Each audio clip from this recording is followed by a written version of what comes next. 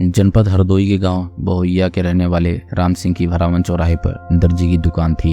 उसका विवाह रीता से हुआ था। बाद में उससे एक बेटा हुआ, लेकिन रीता राम सिंह से उम्र में बड़ी थी। इसी बात को लेकर उसका पत्नी से विवाद होता रहता था। यह विवाद इतना बढ़ गया कि रीता अपने मायके चली गई तो फिर लौटकर वापस नहीं आई। राम सिंह ने कई सालों तक उसके वापस आने की राह देखी। जब वो वापस नहीं आई तो राम सिंह ने करीब 12 साल पहले रीना से विवाह कर लिया। रीना राम सिंह से 10 साल छोटी थी। रीना 2 बच्चों की मां बनी। उसके बड़े बेटे का नाम सौरव था और छोटे का गौरव। बाद में रीना आंगनवाड़ी में सहायिका के रूप में काम करने लगी। जैसे जैसे उम्र बढ़ रही थी, राम सिंह का दमखम जवाब देने लगा था। दिन भर दुकान पर खटने के बाद वह घर आता तो रास्ते में दारू के ठेके से दारू पीकर घर लौटता था। घर आकर खाना खाते ही सो जाता था। उसे बीवी की जरूरतों को पूरा करने की सुध ही नहीं रहती थी। राम सिंह के मकान के बराबर में ही उसके चाचा श्रीपाल रहते थे। श्रीपाल के 2 बेटे थे, सोनेलाल उर्फ भूरा और कमलेश। कमलेश लखनऊ में बीकॉम की पढ़ाई कर रहा था। भूरा चौराहे पर ही एक दुकान पर सिलाई का काम करता था। वह अविवाहित था। राम सिंह और भूरा की उम्र में काफी अंतर था। इसके बावजूद भी दोनों भाइयों में अच्छी पड़ती थी। एक दिन भूरा अपने साथियों के साथ तालाब में मछलियां पकड़ने गया। वह काफी मछलियां पकड़ कर लाया। उसने सोचा क्यों ना थोड़ी मछलियां राम सिंह भैया को दे दी जाएं। वह मछलियां लेकर राम सिंह के घर पहुंचा तो रीना सब्जी बनाने के लिए बैंगन काट रही थी। थैला उसके आगे रखते हुए भूरा बोला, छोड़ो भाभी, ये बैंगन संगन काटना, ये लो मस्त मछलियां, इनको साफ करके पकाओ, आज रात मैं भी खाना यहीं खाऊंगा। रीना ने एक नजर मछलियों पर डाली, फिर होंठों पर मुस्कान सजाते हुए बोली, भूरा, शिकार फंसाने में तुम तो माहिर हो, गजब की मछलियां फंसाई है। भूरा ने भी मजाकिया अंदाज में जवाब दिया, ये तो छोटी मोटी मछलियां हैं, कोई बड़ी मछली फंसे तब तो बात बने। देवर जी, उसके लिए दमदार कांटा होना चाहिए। रीना ने तिरछी नजरों से कामुक वार किया। कांटा तो दमदार है भाभी, पर कोई आजमाए तो।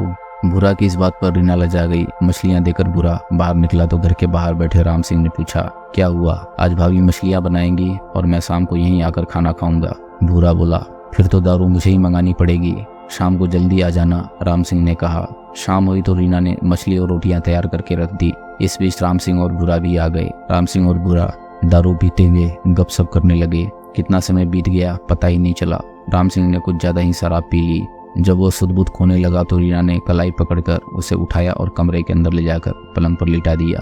पलंग पर ढेर होते ही राम सिंह खर्राटे भरने लगा। भूरा ने माफी मांगते हुए कहा, भाभी, भैया कुछ ज्यादा ही पी गए, गलती मेरी भी है, मुझे उनको रोकना चाहिए था। खैर आप भी खाना खा लो, मछलियां बहुत स्वादिष्ट बनाई है आपने, मजा आ गया। भूरा ने रीना की प्रशंसा की। रीना ने भरपूर नजरों से भूरा को देखा। भूरा का युवा चेहरा नशे की मस्ती में चमक रहा था। वह बोली, तुम्हारे भैया को सचमुच ज्यादा चढ़ गई, पड़ते ही सो गए। शराब चीज ही ऐसी है भाभी, कितनी भी थकान हो, गम हो, परेशानी हो, आराम से नींद आ जाती है। रीना ने ठंडी आह भरी। हाँ, दारू पीकर लोग थकान उतार लेते हैं, जहाँ असली नशा हो वहाँ नजर भी नहीं डालते। रीना के इन शब्दों में दर्द भी था और आमंत्रण भी।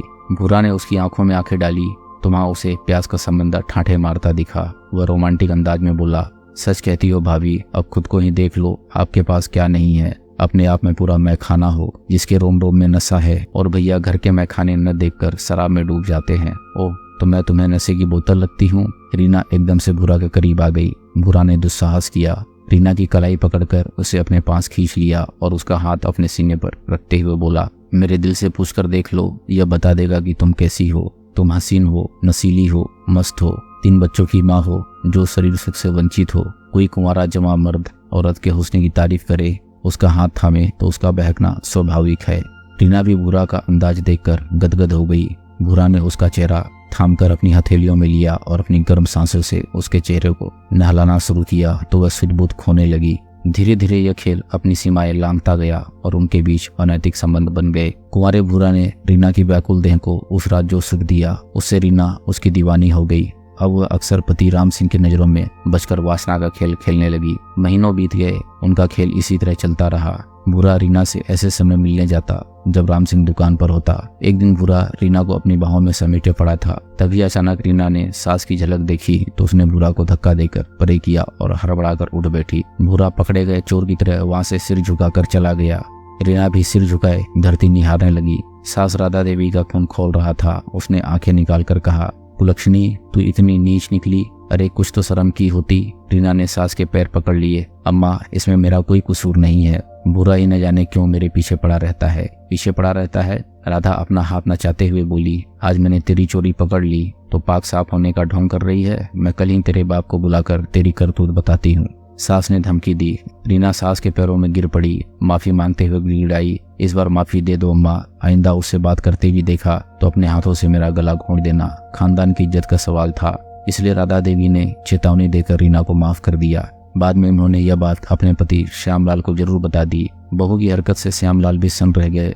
उन्होंने राधा से कहा, बात अपनी ही इज्जत की है, इसलिए ज्यादा तूल देंगे तो अपनी ही बदनामी होगी। बहू ने अगर गलती मान ली है और दोबारा गलती न करने का भरोसा दिया है तो एक बार उसे सुधरने का मौका देना ठीक है। उसी दिन से राधा सतर्क हो गई। सास ससुर ने यह बात राम सिंह की जानकारी में नहीं आने दी थी। इसके बाद बुरा ने रीना के घर आना जाना बंद कर दिया। कुछ दिन दोनों शांत रहे, पर अंदर ही अंदर दोनों बेचैन थे। उनसे यह दूरी बर्दाश्त नहीं हो पा रही थी। आखिरकार एक दिन दोनों को मौका मिल ही गया। बुरा अपनी ताई राधा की नजरें बचाकर किसी तरह रीना के पास पहुंच गया और हसरतें पूरी करके लौट आया। इसके बाद दोनों को लंबे समय तक मिलने का मौका नहीं मिला।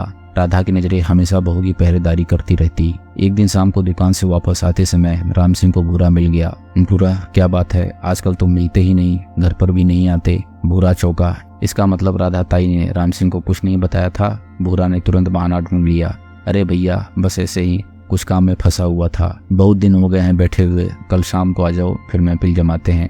भूरा ने हाँ कर दी, पर उसे डर था कि राम सिंह के साथ उसके घर में खाते पीते देखकर राधा कहीं तूफान न खड़ा कर दे। उसका साहस जवाब दे गया। उसने राम सिंह के घर न जाने का निश्चय कर लिया। अगले दिन शाम को भूरा घर नहीं पहुंचा तो राम सिंह उसे खुद जाकर पकड़ लाया। इत्तेफाक से राधा और श्यामलाल घर पर ही थे।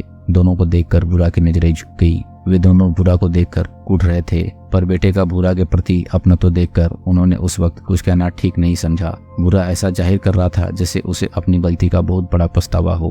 उसने रीना को नजर उठाकर भी नहीं देखा। उस दिन से भूरा के लिए फिर से रीना के घर जाने का रास्ता खुल गया। राधा चाहकर भी राम सिंह को रीना और भूरा के रिश्ते की बात नहीं बता सकी। उसने इशारों में बेटे को समझाना चाहा कि जवान लड़के का यूं उसके घर में रुकना ठीक नहीं है, लेकिन राम सिंह भूरा पर कुछ ज्यादा ही विश्वास करता था। उसके इस विश्वास का फायदा उठाते हुए रीना और भूरा फिर से वासना के खेल में डूब गए। अब उनको राधा की भी परवाह नहीं थी। दोस्तों, अगर आपको कहानी पसंद आ रही हो तो वीडियो को लाइक करें और चैनल को सब्सक्राइब करें। हम ऐसी मजेदार कहानियां आपके लिए लाते रहेंगे।